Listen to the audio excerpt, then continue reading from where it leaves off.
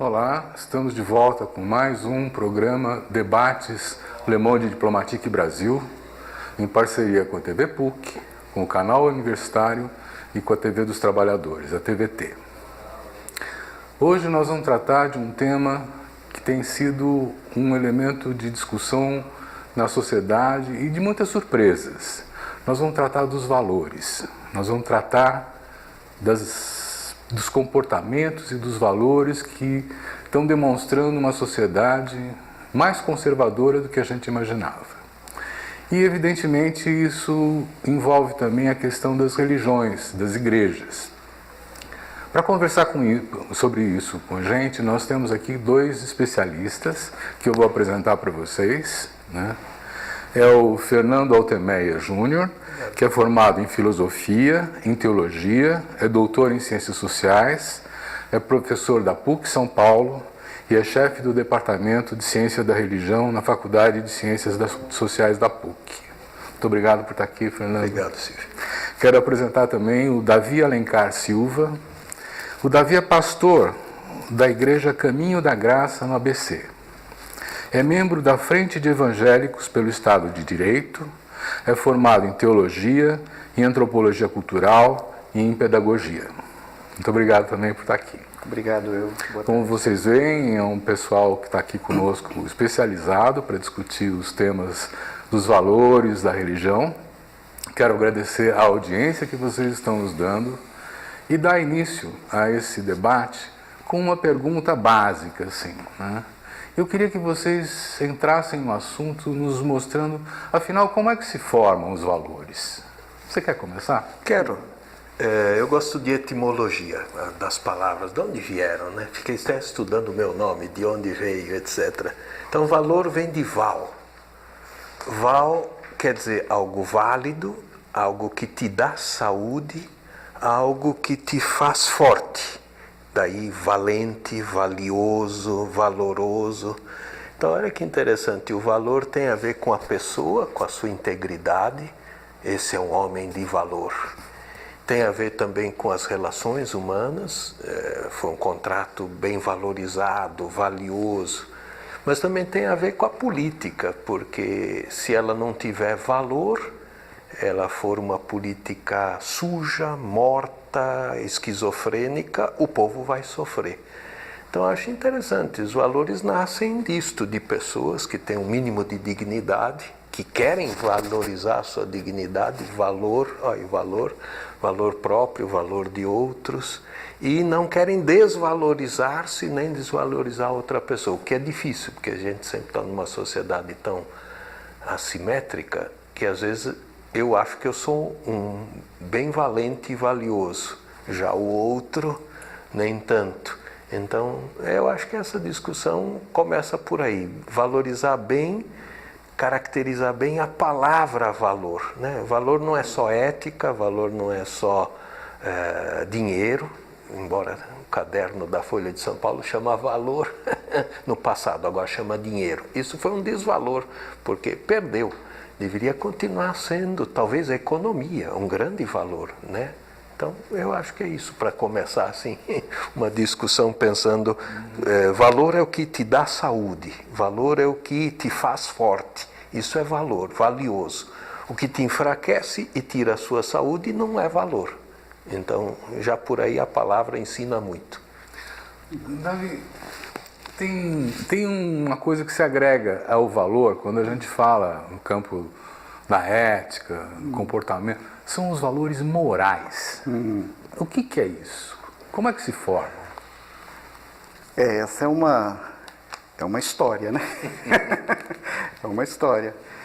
Eu fico ouvindo a explicação do Fernando e fico pensando naquela coisa bem lá atrás, que é para quem tem uma formação cristã e tem a Bíblia como referência, essa coisa da criação, quando fomos feitos à imagem e semelhança de Deus, e que ali está a raiz dos nossos valores, né?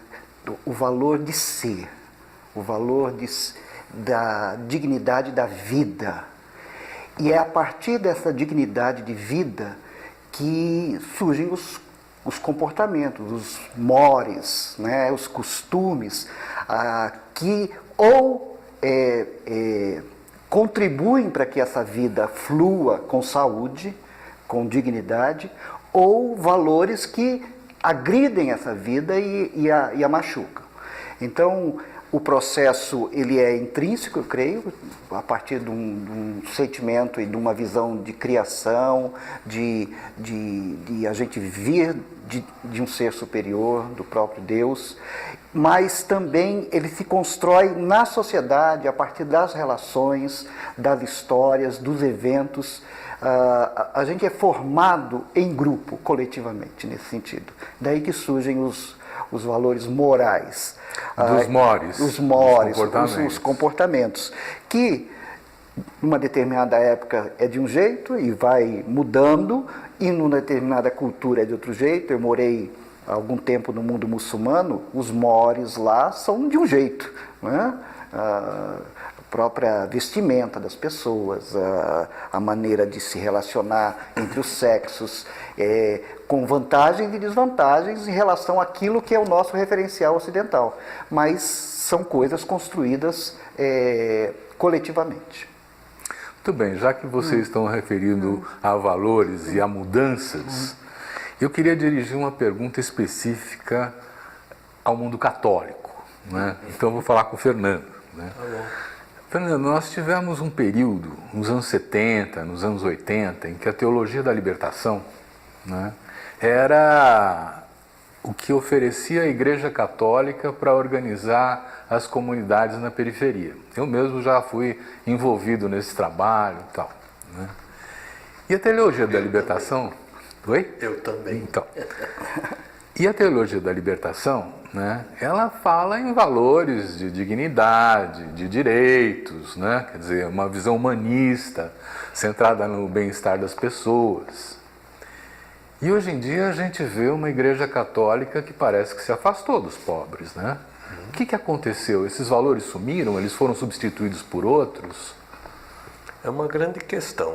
Também aquela teologia não surgiu do nada, como esta também não caiu do céu, nem veio de uma espécie de epifania doida. Quer dizer, aquela surgiu porque houve um encontro em Medellín, porque houve um concílio, porque houve um Dom Helder, porque houve um trabalho das comunidades, porque houve uma ditadura militar que, portanto, exigia que a libertação aparecesse. Então, na democracia, quando os valores, as lutas se arrefecem um pouco, ou pelo menos mudam de sentido, ninguém está mais lutando contra um general que torturava e matava. Você tem os grupos, os partidos, começa a ver outra posição. Então, uma parte da igreja largou a opção pelos pobres, que era radical, fundamental, radical aqui no sentido de raiz, não no sentido de extremismo, e fez a opção pelos ricos. Vamos ficar com os que estão bem, por que fazer tanto conflito? Ou ao menos vamos ficar com a classe média, porque a classe média paga bem, aplaude o nosso discurso se ele não for muito combativo. E aí houve uma tensão. Nós estamos nesse momento. Continua existindo o padre Júlio Lancelotti, aí está apanhando agora até da polícia que quer matá-lo aqui em São Paulo.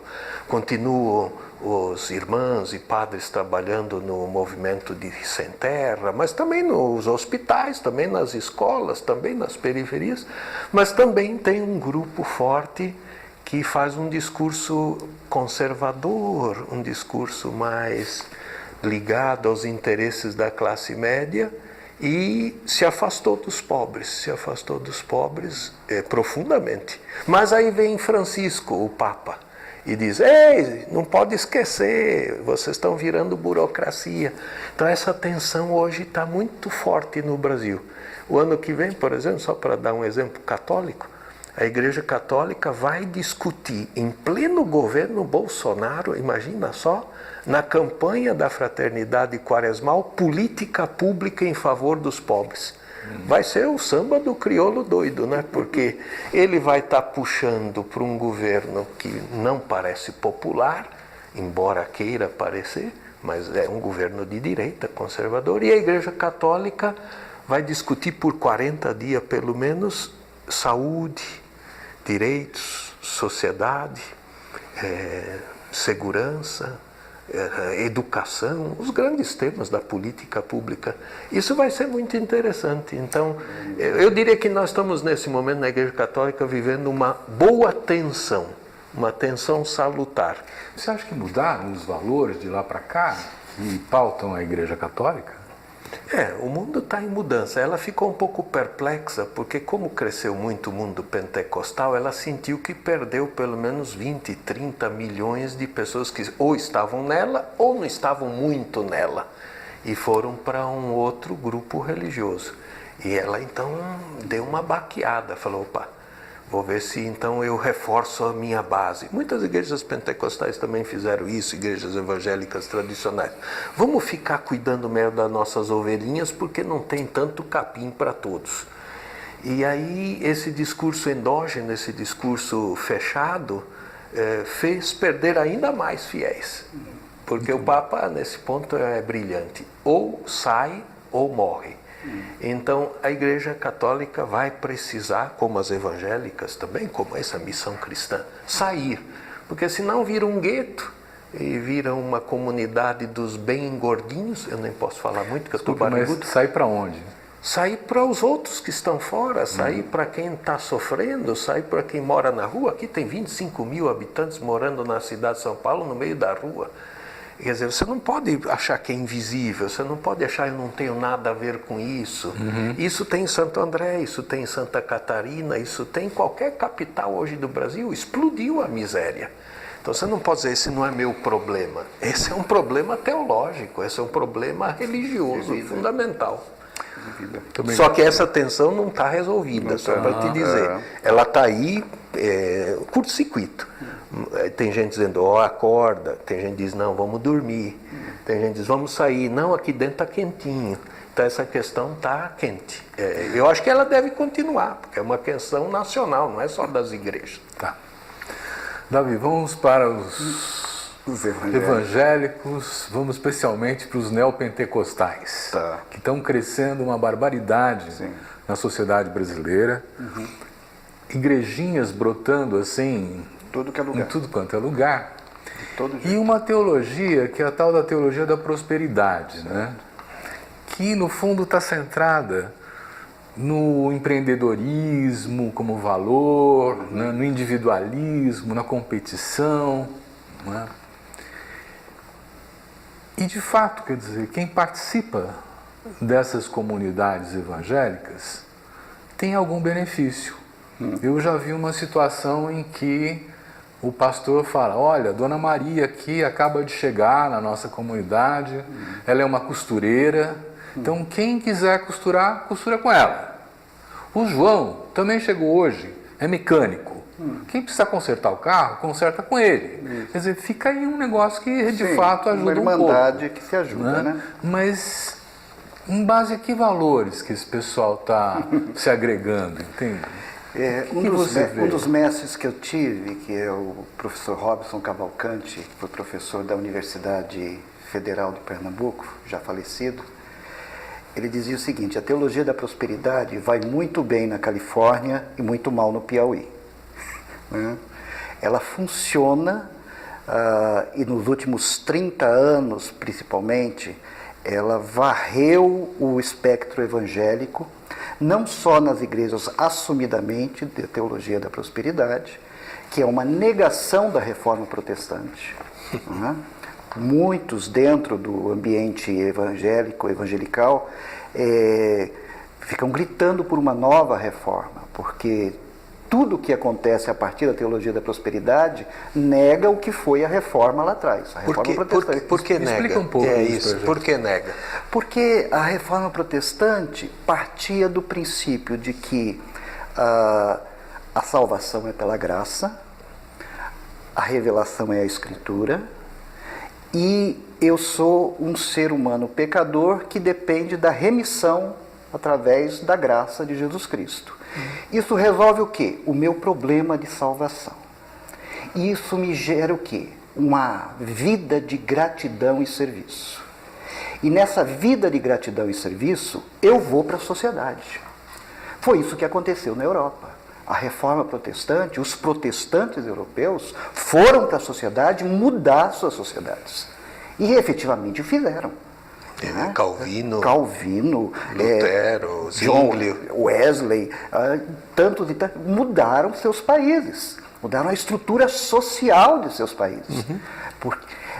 E a prosperidade. E a prosperidade volta à questão de uma fé onde eu tenho que comprar aos poucos a graça de Deus. Eu tenho que fazer algo, geralmente financeiramente, para ter um terreninho no céu. Volta a mesma discussão que tivemos no embate com a Igreja Católica, com o Martinho Lutero, com as indulgências, né? E comprar terreninho no céu. E é basicamente isso. A bênção de Deus só chega para você, nessa teologia, se você der do que você tem. Então a fé se manifesta em contribuir. Financeiramente, em dar. E aí isso é um investimento na ação da Bolsa do Céu, que vai te dar um retorno aqui mesmo. Eu sou de um tempo, Silvio e Fernando, em que crente era um sujeito que vivia com a cabeça no céu e não punha os pés na terra. Você não encontra mais um sujeito assim hoje em dia. O que se chama crente hoje em dia está com a cabeça bem aqui. O sucesso e a realização da vida é aqui e agora, como pedindo essa bênção de Deus. Agora, e essa teologia da prosperidade nada mais é do que aquilo que Paulo falava, não vos conformeis com este mundo, é justamente o contrário, é uma conformidade ao sistema capitalista, exploratório e individualista, ao invés daquilo que é a mensagem básica do Evangelho. Eu recebo de graça e eu dou de graça. Né? Davi, continuando nessa história, como é que a gente entende que 22 milhões de evangélicos votaram no Bolsonaro, segundo algumas estimativas, o que foi decisivo para ele se eleger? Sim. Ele não é um fulano que prega a generosidade, a solidariedade, né? Como que você entende isso? Isso tem história. Então, nós temos que voltar lá para os Estados Unidos, voltar para os primeiros missionários protestantes que vieram de uma raiz americana, onde já estavam deixando alguns dos princípios reformados e voltando e chegaram aqui tentando evitar na igreja protestante, batista e outras aqui no Brasil, o que eles não conseguiam evitar nos Estados Unidos, que era as igrejas se tornando defensoras dos direitos civis, defensoras dos direitos humanos, defensoras das minorias, e isso para eles era um desvio, porque nós temos que pensar só em orar e ir para o céu. Então os missionários chegaram com essa raiz, não é que eles pregaram teologia da prosperidade, de jeito nenhum, pregaram o que eles chamavam de evangelho puro, mas sem as consequências sociais da fé. A partir dos anos 70, principalmente 80, com o advento forte do neopentecostalismo, houve uma ruptura grande dentro da igreja protestante, a igreja evangélica, onde esses líderes partiram para uma religião de mercado. Então, vamos juntar gente. E como é que se junta? Você dá para o cliente o que o cliente quer. Não o que o Evangelho exige que se dê. Né?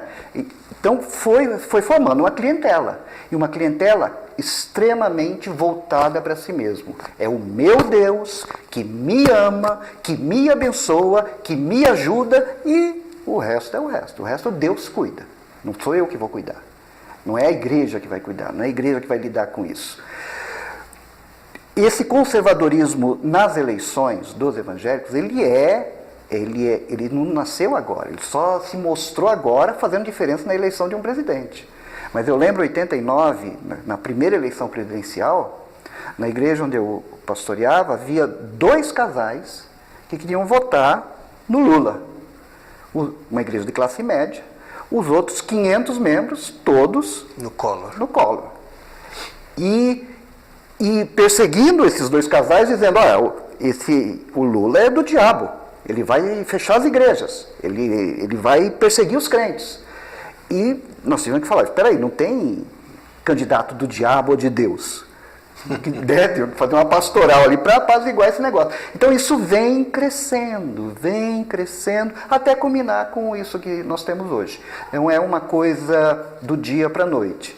É uma tendência da Igreja Evangélica Brasileira, chamada Igreja Evangélica, votar em propostas de moral pessoal e não de moral coletiva, de moral social. Fernando, tem uma pergunta, eu peraí, vou passar deixa eu- agora para vocês, Tá. tá? É porque tem uma pesquisa que foi feita recentemente que mostra que, no fundo, o evangélico e o católico de base, não estou falando dos pastores, dos sacerdotes, eles são fiel. muito parecidos. Então, Eles são conservadores, não é? Mas não tem tanta diferença um do outro. Não. Né? Quer dizer, eu gostaria que você comentasse um pouco isso e retoma o que você queria dizer também. Não, por favor. eu só ia comentar que eu acho que também houve uma mutação social profunda no Brasil. Nós somos mais urbanos. Isso nunca houve na história brasileira, pelo menos dos 400 anos que a gente tinha de memória. Embora a memória no Brasil também é um outro valor que nós precisamos resgatar, porque a memória é quase amnésia aqui. Né? Mas de 400 anos de cidade, a nossa cidade, por exemplo, São Paulo, mudou profundamente. São megalópolis, as pessoas vêm para as periferias em busca de algo que não tinham no campo, não querem voltar para o campo a não ser bucolicamente, assim, aqueles sonhos assim, mas ela quer ficar na cidade, o filho já se torna da cidade. Cresceu o número de jovens, mesmo eu aqui na PUC, que é agnóstico, o pentecostal que se afirma e se crê como o católico carismático também se crê portador de uma novidade, na verdade ele fica às vezes referendando um discurso antigo, família, que família? Contra os homossexuais, contra aqueles que querem quebrar a família. A maior parte há pouco tempo era contra os divorciados. é contra os divorciados. Mas agora, quem ganhou para deputado? Até votaram em candidatos que são antifamília. E, então, isso cheira, a mais do que manipulação, isso cheira que as pessoas estavam mal informadas. E no mundo católico também, você vê que eles faziam campanha, por exemplo, contra o tal do, como se chamava? De kit gay. Já há em São Paulo um kit gay que existe no governo do Alckmin. Ele é usado em todas as escolas públicas. Eu conversei com uma pessoa do mundo homossexual, ela diz, nós temos em São Paulo, nas escolas públicas, uma discussão sobre diversidade sexual que já tem vários anos. Não é chamado kit gay porque isso é uma aberração, mas é uma discussão sobre o mundo homossexual, como lidar com diversidade, como as pessoas se respeitarem. Nunca ninguém falou desse que existe, falaram de um que não existe. Então, essa alienação, essa manipulação, esse diversionismo está muito presente. Não é só a manipulação do WhatsApp. É mais profundo. Mais profundo. As pessoas não têm informações qualificadas da vida pública. Todo mundo fala qualquer asneira xingando. Eu tive que tirar gente do Facebook que eram meus parentes, porque não é possível. Aí as pessoas dizem, mas mantenha a abertura para ouvi-los. Mas a pessoa vem assim, preconceituosa total, e você percebe que é um envenenamento, é uma espécie de revanche também. Vocês aí que estavam propondo coisas de esquerda são traidores. É verdade, houve situações graves em que a esquerda não cumpriu o papel ético, moral, valor que ela devia cumprir. Mas também a direita nunca cumpriu com nenhum grande valor moral. Imagina, a ditadura matou, sequestrou, sepultou, só que ninguém fala. Aí fica parecendo que não houve. Ou Fernando, como diz o Gessé, a gente persegue o pequeno traficante, mas não o grande traficante. Então a gente persegue esses valores, kit gay, não sei o quê, mas a iniquidade do rentismo do Brasil, dos juros bancários, do que os bancos e o grande capital faz, o que a elite faz escravizando o tempo inteiro, passa batido. Né? Então eu acho que há uma situação que então não é católico, pentecostal, crente ou progressista e conservador. É uma espécie de discussão mais profunda, nisso acho que o programa que é valioso, valores, projeto de nação, memória histórica, o que vale mesmo na nossa vida. Eu quero o que para os meus 2 filhos? Você perguntou antes do programa quantos filhos eu tenho. Eu tenho 2, 18 e 15, um menino e uma menina. O que eu espero para os próximos anos da minha vida, eu tenho 62, é uma velhice relativa, tranquila. Sou professor, tenho uma boa aposentadoria. Minha mãe já não tem, minha mãe é um salário mínimo, eu tenho que dar subsídio para ajudar lá. Meus filhos vão ter o quê? Isso não é muito falado no Brasil. Não. O que nós vamos deixar para as nossas crianças? Com a reforma da Previdência que vem reforma aí. da Previdência, escola pública, segurança no dia a dia. Xingam Cuba, direto xingam Cuba.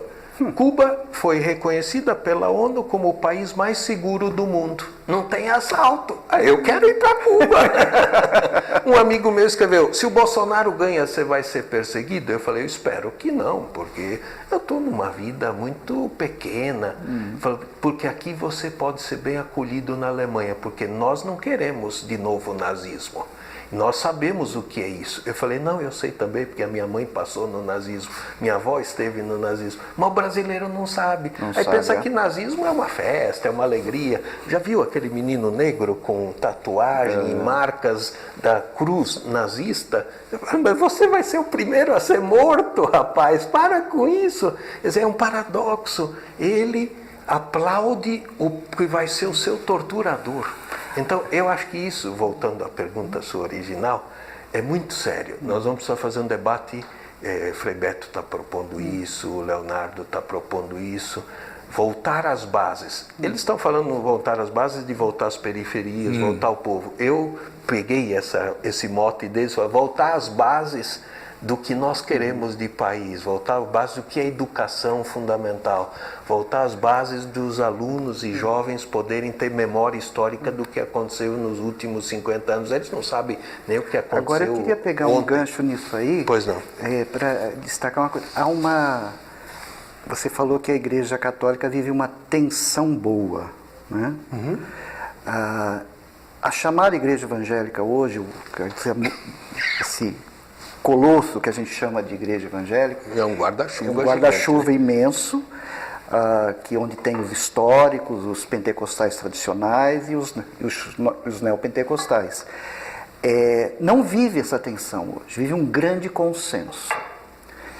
Que o que a gente se referiu como teologia da prosperidade contaminou, inclusive, quem não é da teologia da prosperidade. Quem nos seus púlpitos prega contra a teologia da prosperidade.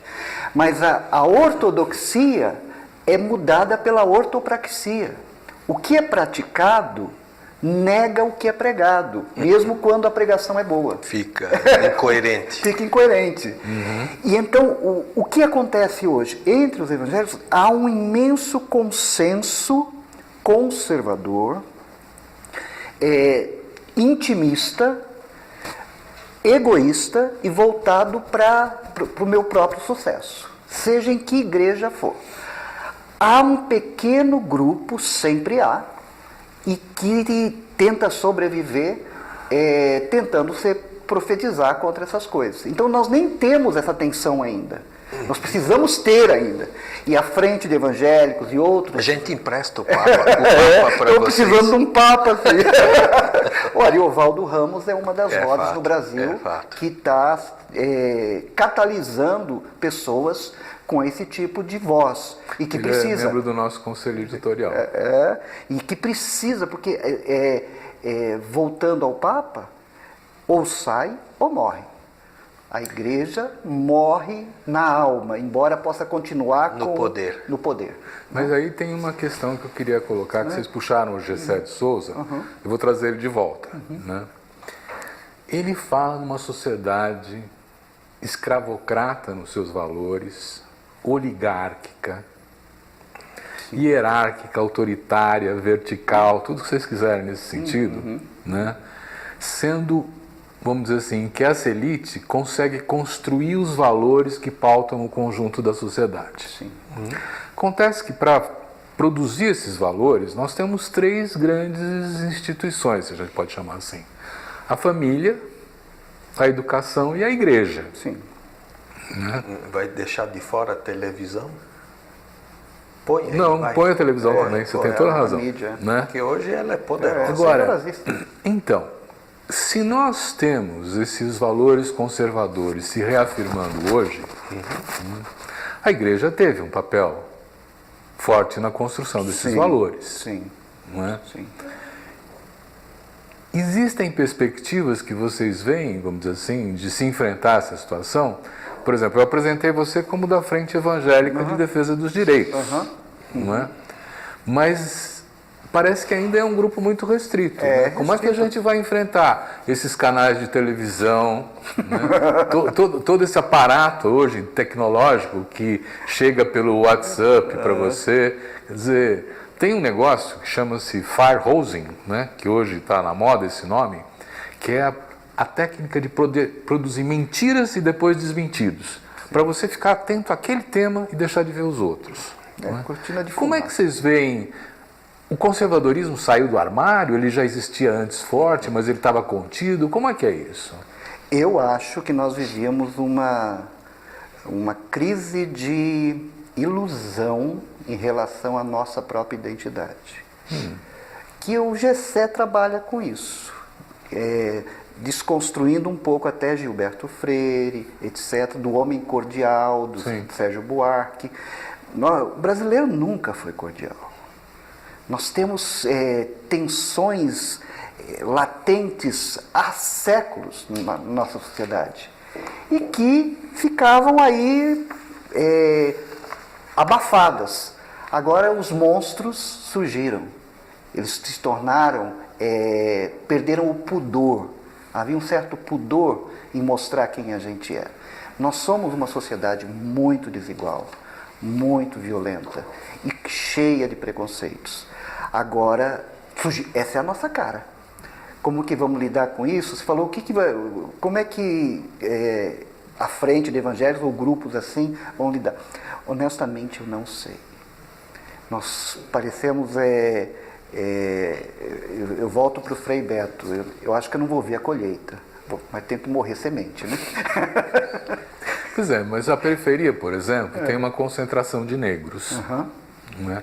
E os negros são profundamente discriminados. Esse é um tema Como é que você importante. trabalha a questão da discriminação nesse mundo conservador? Vou falar da nossa PUC, a minha PUC. Tem um número pequeno de negros e há muita discriminação. Mas o negro que entra na PUC pelo ProUni, por diversas possibilidades, por seu empenho, por sua luta, ele quer garantir que ele seja respeitado. Então, uma vez um aluno meu de uma turma jogou um giz na cabeça da menina por ser negra, porque ela tinha o cabelo Black Power. Eu falei, por que você fez esse gesto de assédio tão grotesco? Ele falou, é brincadeira, a gente faria com qualquer um. Eu falei, não, você não jogou giz na cabeça de qualquer um, você jogou nela porque ela é negra. E pasme, ele era filho de japonês, que já sofre assédios históricos no Brasil, brincadeiras idiotas que eu mesmo fazia na minha infância e juventude, que depois você, refletindo sobre valores, começa a perceber que é uma contradição com o que você aprende da Bíblia, da família, dos pais, de gente que sofreu na guerra.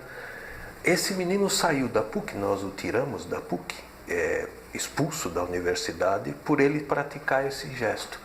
Mas a comunidade puquiana negra, ou seja, os negros que estão na PUC, professores, funcionários, eles não reagiram mais com subserviência, com aquela coisa da resignação. É assim mesmo, um dia vai mudar, que sempre fez parte do cotidiano, são 350 anos de escravidão e de manipulação, né? O embranquecimento é um processo ideológico de lavagem cerebral. Eles se assumiram.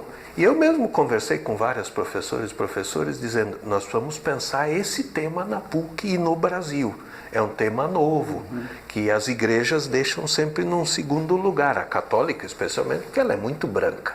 Veja, no Brasil, quantos bispos tem negros? Você sabe quantos bispos tem negros? Nós temos perto de 500 bispos vivos, 5 ou 6 negros. 11 ou 12 filhos de negros, mas nem todos se assumem. Ainda vai ter um que vai dizer que é queimadinho de sol, café com leite, aquela coisa besta. Quantas freiras no Brasil são negras? Das 30 mil, 15 mil são negras. Isso é bem interessante. E quantos padres? Dos 25 mil, tem uns 1.000 negros. Então tem um racismo cada vez que sobe mais na etapa.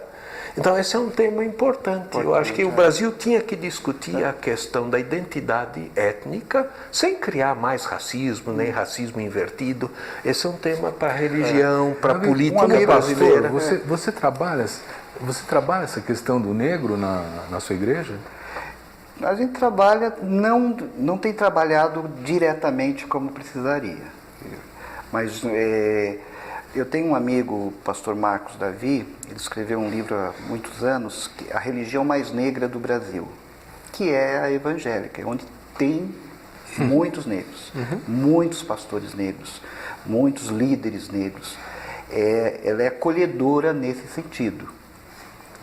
Mas, ao mesmo tempo, faz um processo de assimilação e de mudança da luta. Eu trabalhei durante o ano passado, morando um tempo numa ocupação. Naquela ocupação que eu estava, cerca de 60% eram evangélicos. Muitos negros e pardos, muitos, a grande maioria. E que viviam essa contradição. Quando vão para a igreja, as suas igrejinhas ali perto, viviam um discurso. Aí voltava para o barraco e tinha que viver outra realidade. Há uma esquizofrenia, dentro da igreja protestante evangélica ainda não há uma boa integração entre uma teologia de defesa identitária e uma pastoral efetiva em cima disso. Há esforços, próprio membros da frente e outros pastores têm feito algumas coisas, mas ainda há muito que se fazer. Muito que se fazer. Eu acho que esse é um tema. Outro tema também da questão homossexual, que eu acho que também tem que entrar como um grande tema. O Papa falou para um homossexual com quem ele se encontrou, se Deus te fez assim, Ele te ama assim. Isso criou um mal-estar moral tremendo, porque inclusive há discurso aqui de pastores, alguns deputados, dizendo que as pessoas são defeitos. Não, mas se a pessoa tem essa identidade sexual, genética, estrutural, psíquica, moral, ela não pode ser chutada. Eu fui educado pela minha família a ver isso com um certo receio. Não era preconceito brutal, assim, daquelas coisas de moleque xingar outras pessoas com palavrões idiotas. Mas era assim, não sei bem lidar com isso. Mas eu tenho alunos homossexuais, eu tenho amigos homossexuais, eu tenho parentes homossexuais. Eu não vou amá-los. Deus não vai amá-los. Isso é um absurdo. Mas para essa ficha cair, aí a pessoa também precisa, volta à questão do valor, a mudar seus valores. Essa é a pior parte. Porque valor todo mundo tem, pela história, pelo que recebeu do útero materno, pelo que construiu. Às vezes até aqueles que ele fala, ele não vive. Tudo também, todos nós somos meio picareta também.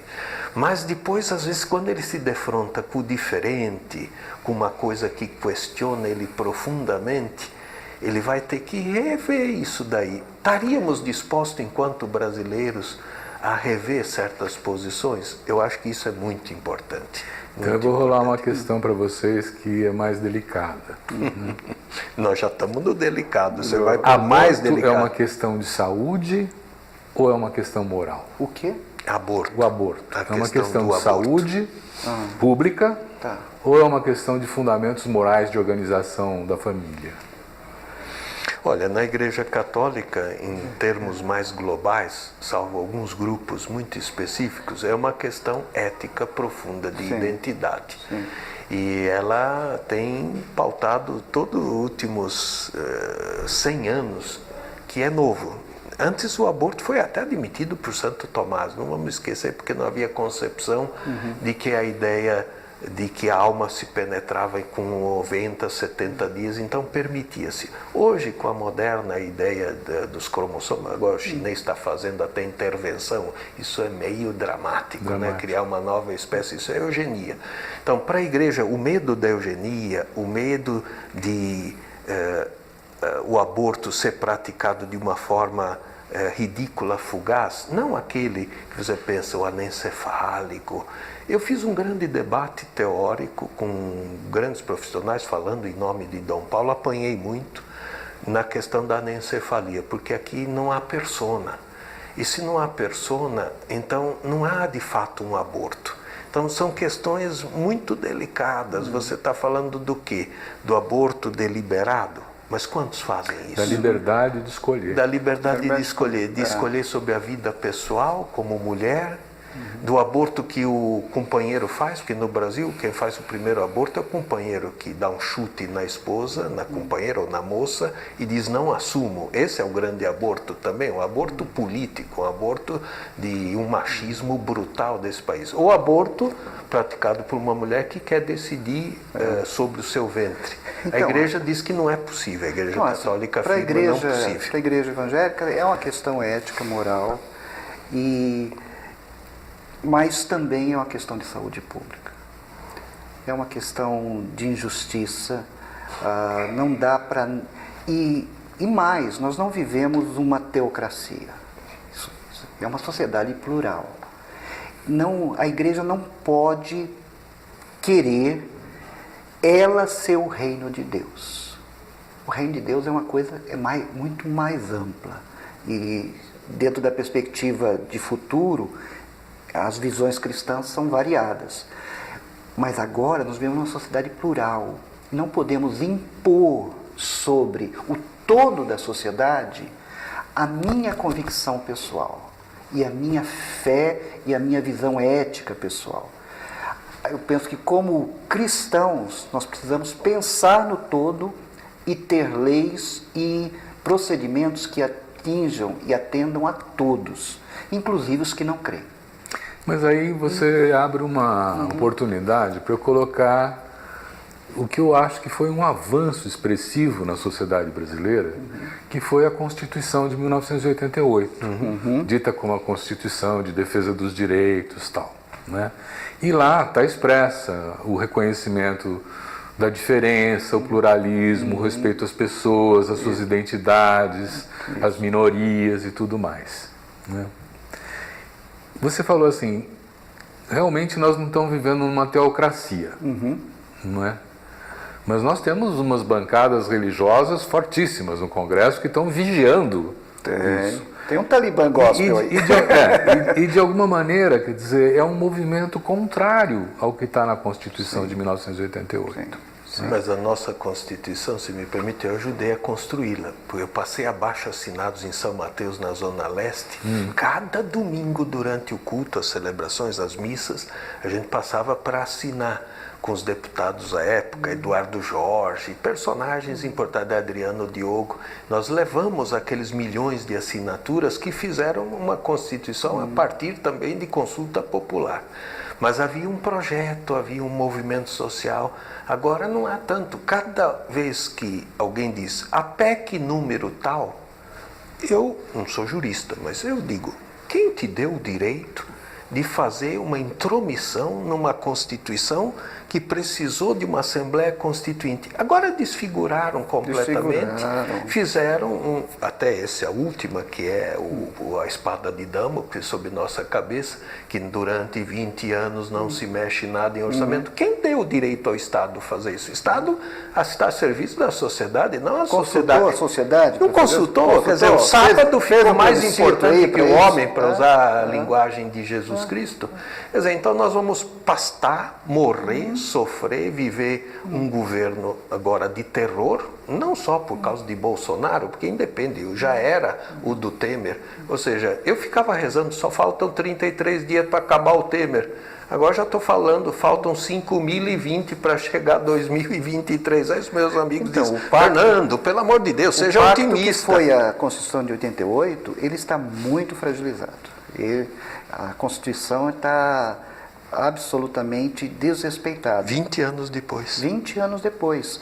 E, para começar, certos capítulos ou certos itens da Constituição, principalmente aqueles que têm a ver com os direitos e com a proteção aos mais vulneráveis, nunca saíram do papel na regulamentação e na efetivação de políticas públicas com orçamento e tudo mais.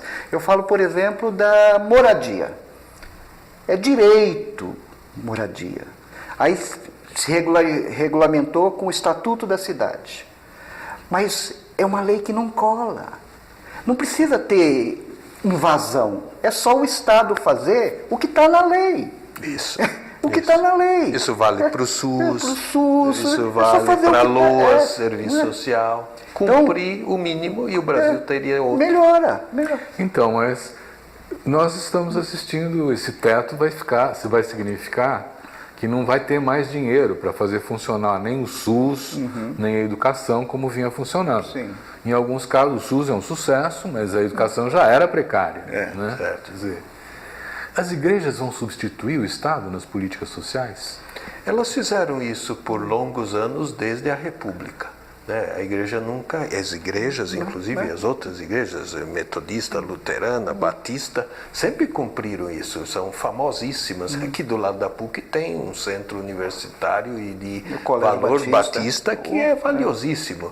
E você tem os metodistas em São Bernardo, você tem os luteranos em todo o Brasil. Isso não me parece um mal. O problema é se a substituição for por aquilo que o Estado aniquilar. Porque agora nós ouvimos alguns dos ministros que vão chegando dizendo não vai ter mais isto. E isto, de repente, é ensino médio. Não vai ter mais verba... A distância. Nós vamos não ter vai um país ter... para 50 milhões e não para 200 Sim, mas milhões. aí a igreja não tem força, nem equipamento, nem funcionários para fazer uma função precípua do Estado. Ela pode suplementar, ela pode colaborar. Acho que esse é um papel também político da igreja. Mas ela não pode substituir para virar uma espécie de bombeiro. Se todo dia vai ter incêndio, aí não há mangueira, não há água, não há possibilidade, nem pessoas assim. E as que estão fazendo já, para lembrar alguns que já estão fazendo isso com os invisíveis, né? Aqui em São Paulo, por exemplo, o padre que trabalha com os que chegam refugiados, quando teve a crise do Haiti, ele me disse, Fernando, nós quase ficamos loucos. Porque nós não tínhamos espaço na Igreja da Paz, lá no Glicério, para atender toda a demanda, porque é uma questão nacional. Agora, se acontece o mesmo com os venezuelanos, que o governador de lá falou, para mim é fácil, manda embora daqui. Uma parte do governo e dos senadores diz, devolve para a Venezuela. Não, manda para São Paulo, para Santa Catarina. Não é assim. Você precisa fazer planejamento. A igreja ela vai fazer sempre uma ação social, educativa, e as boas igrejas vão fazer isso. Mas nunca vai poder substituir o Estado. A função da igreja que ela tem que voltar a exercer é ser consciência.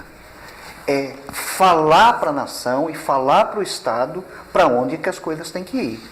Cobrar as ações e os valores que precisam ser cobrados. Essa função profética e pedagógica a igreja perdeu hoje. Falo da igreja evangélica. Se me permite, Davi, só para fazer o mote de Dom Helder Câmara. Quando eu dei comida para os pobres, me chamaram de santo.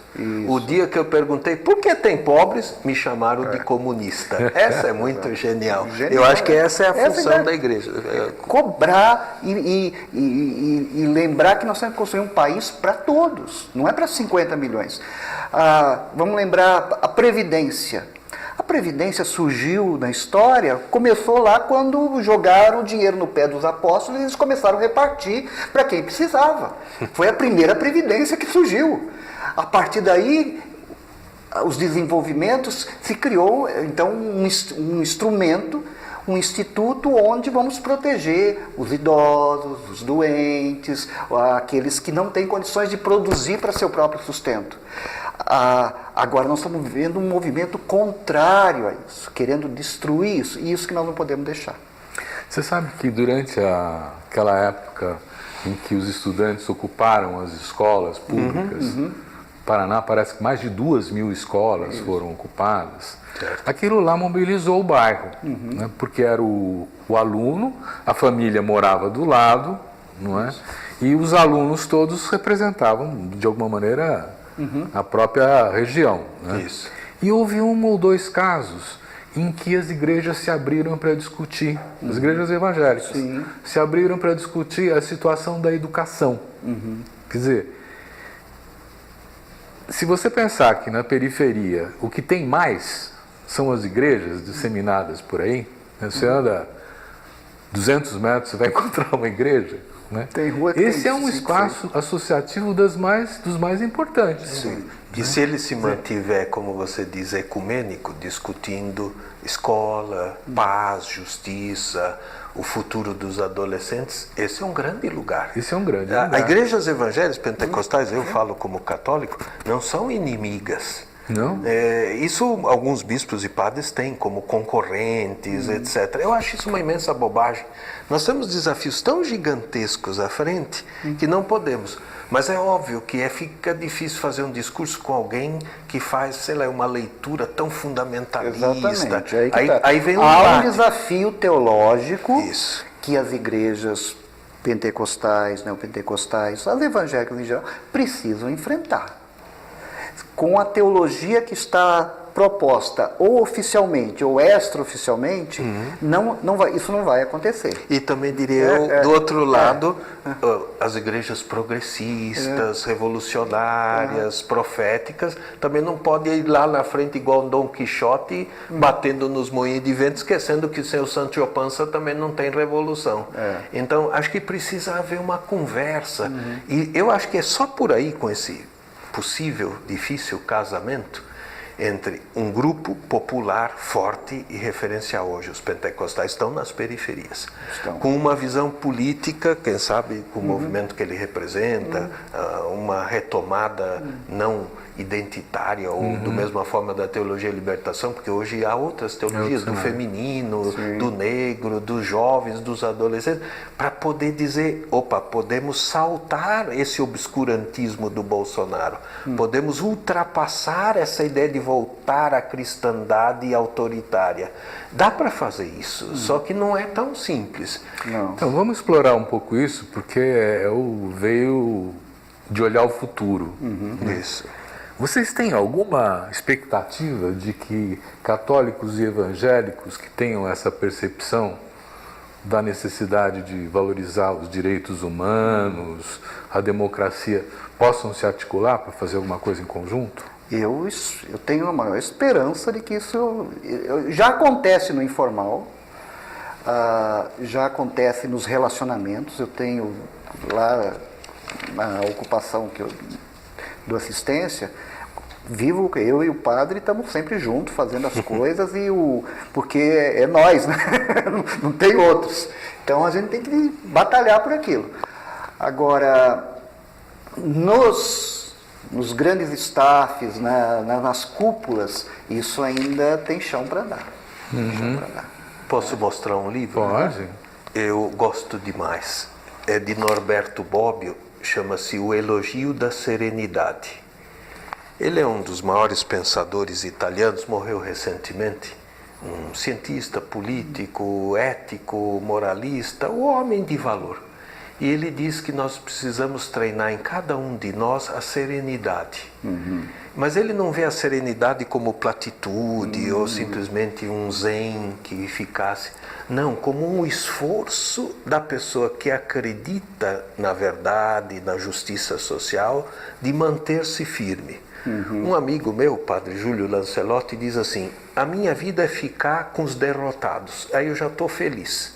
Eu falo: Júlio, não seja assim também tão down, né? Ele fala: não, porque se você anda, você lá com o povo da ocupação, eu aqui mesmo na universidade, tentando valorizar o aluno, que ele não fique calado, que ele interfira, que ele participe, que os alunos também estão muito subservientes, muito calados.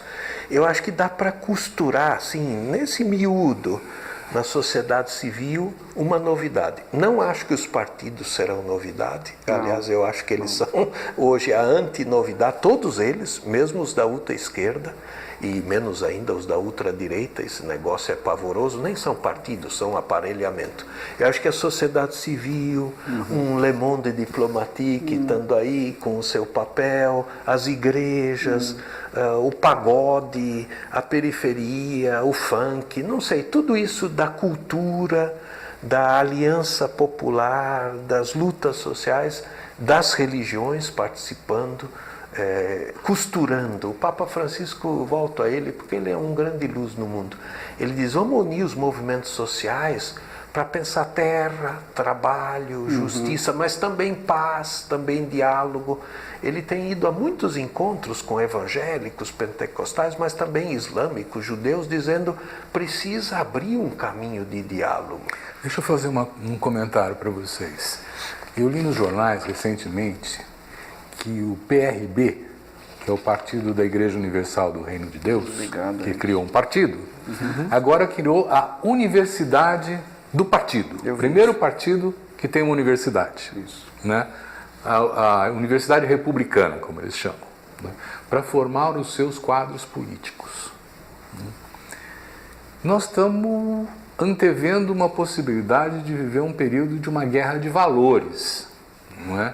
Onde pode haver perseguições aos diferentes, enfim, quer dizer, tem a intolerância presente. Nós estamos chegando ao fim do nosso programa.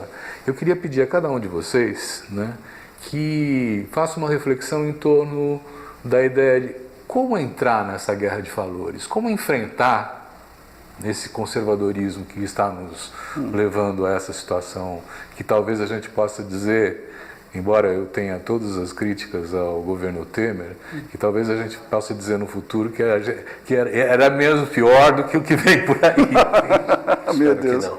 Eu diria assim, da minha parte, que o maior valor é aquele que você recebeu de tua família, de teus pais, de teus avós, como uma memória que segue. Esse movimento. Então, eu quero manter isso com meu filho, eu quero manter isso com a minha filha, com os que vêm depois. Quer dizer, você é filho de um processo histórico, você não é só meu filho, carnal, biológico. Você é filho de alguém que saiu da Europa de uma guerra, você é filho do meu pai, você é neto, meu filho do meu pai, que foi eletricista de carro e lutou para burro, para eu hoje ser doutor da universidade. Tenha orgulho disso. Ana Clara, sua bisavó era indígena tamoio lá dos Tupinambás de Ubatuba. Tenha orgulho disso. Eu acho que é por aí que eu vejo o futuro. No passado, mas não no passado museu. No passado, esta herança tem que frutificar lá para frente. Não perca isso, é o mais valioso. Porque o resto eu vou deixar o quê? Nada, o resto não interessa. E eu fico lembrando que eu sou seguidor de um homem que disse que o reino de Deus é como o grão de mostarda, a menor das sementes, mas que pode abrigar todas as aves de todos os lugares. O crescimento e a influência do reino, ela é inerente à vida do reino. O meu papel e o nosso papel é não atrapalhar isso. É seguir uma caminhada de graça, de amor, de perdão, até com os inimigos hoje em dia. E há muitos. Ele teve que romper com gente de família, eu também tive. Está sendo uma loucura o que está acontecendo. Mas aí eu tenho que voltar para a serenidade, para a espiritualidade, para Deus e falar, Senhor, me ajuda a amar e continuar amando. E em todos os espaços que eu agir, seja um espaço político, o social, o de igreja, que haja amorosidade, que eu consiga passar isso, né? Gente, muito obrigado. Foi ótima a conversa. Eu espero que vocês também tenham gostado. E nós estaremos aqui num próximo debate. Muito obrigado a vocês também.